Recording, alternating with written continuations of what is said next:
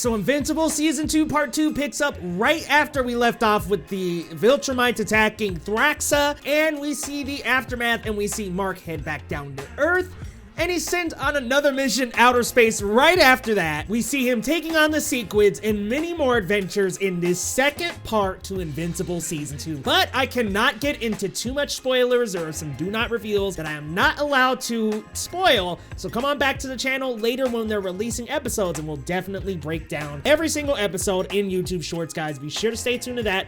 But let's talk about Invincible Season 2 Part 2. Man, I got one big problem with this season, but we are gonna come back to that later, or you can skip to this timestamp, head straight to it, and come back to the review. But let's talk about the things that go so well for this series, that continue to do well. First and foremost, I gotta applaud this series, The Boys, and other Amazon properties on their brutality and the way they have really carved out a niche for themselves in the superhero genre of adult, mature superhero themes, and not even with just the gore, but also with the psychology of superheroes, what it's like to be a superhero. We see that exploration here in Invincible Season 2 Part 2. We get a lot with Amber and Mark and them trying to make things work and really seeing that it is hard for superheroes to even just date. We get a lot of exploration of more mature themes. I love what they do with superheroism in this show and of course in The Boys, but Invincible continues to do so stellar with that. The voice acting is great. Steven Yeun, Sandra Oh are both incredible together as Mark and Debbie, and we also get Nolan in the season as well, and there are other ways to incorporate J.K. Simmons that I really like with this season, guys. It is their show. The three of them make up this show, and I love how they encapsulate all three of these actors and their characters and really make it their show, guys. Invincible Season 2 Part 2 continues to explore that, but there are some really gory things that happen in the first and second episodes, and then in the last one, guys, I mean, this is such a gore-filled season with a lot of action, great action sequences, incredible animation. Invincible continues to stun in those ways, and I'm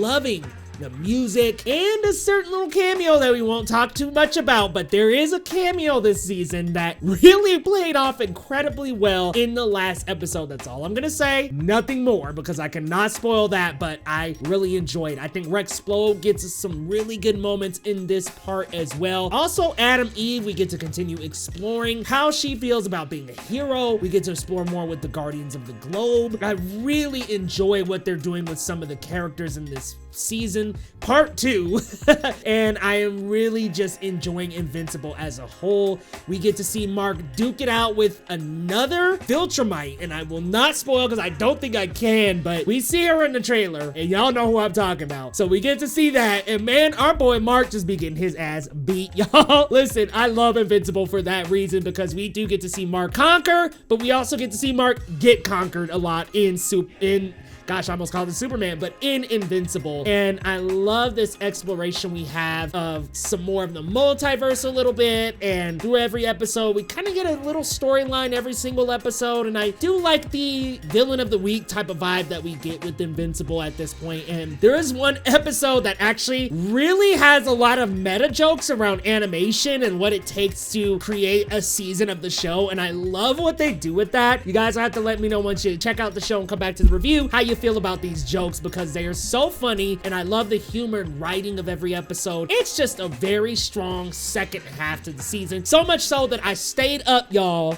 all night watching this season. Every single episode has a fantastic cliffhanger that keeps you coming back to this series wanting so much more. We get some more about Shapesmith and what he's doing on Earth and his Martian origin, and I really like exploring that character and getting even more into his backstory. We get some more with the Immortal as well, and I really like exploring the humanity of the Immortal because he's been alive for so long, but I love that this event happens and it really taps into the vulnerability of that character. Also, we get some more with Donald too, but I cannot go into too much detail. Let's just say we dive a little bit deeper after where we were left off in part 1, and I really love getting to see more dynamic between him and Cecil. Man, oh man, this is another great part to Invincible. So what is that one thing that I was talking about earlier in the video that I didn't quite like? Well, Invincible, in my opinion, the second season just has a pacing problem where there are things that happen and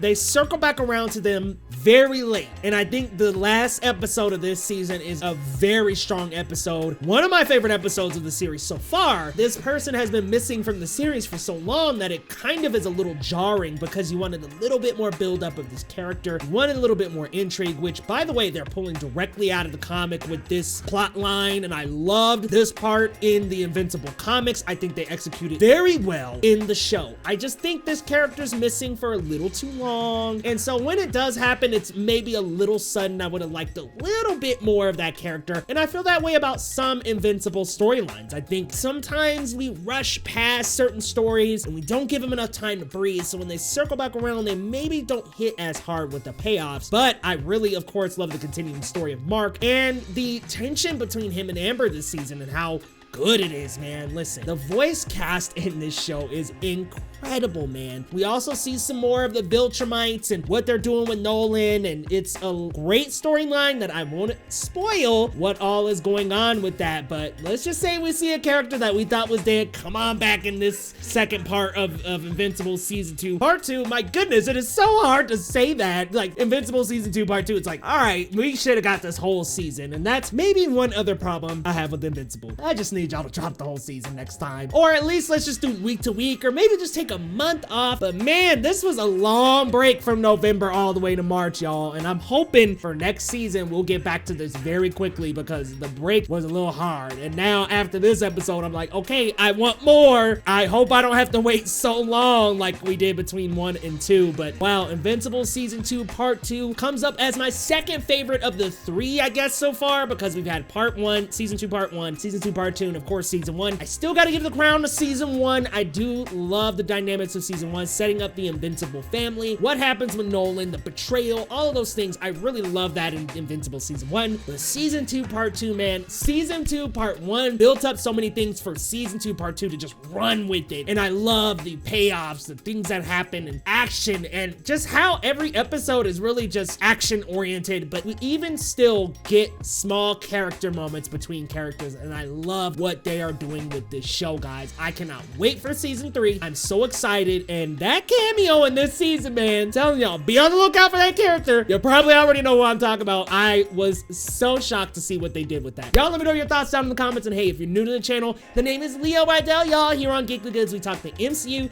DCU, Invincible, and beyond, y'all. So hit that subscribe button if you're new, and we'll see you next time on Geekly Goods.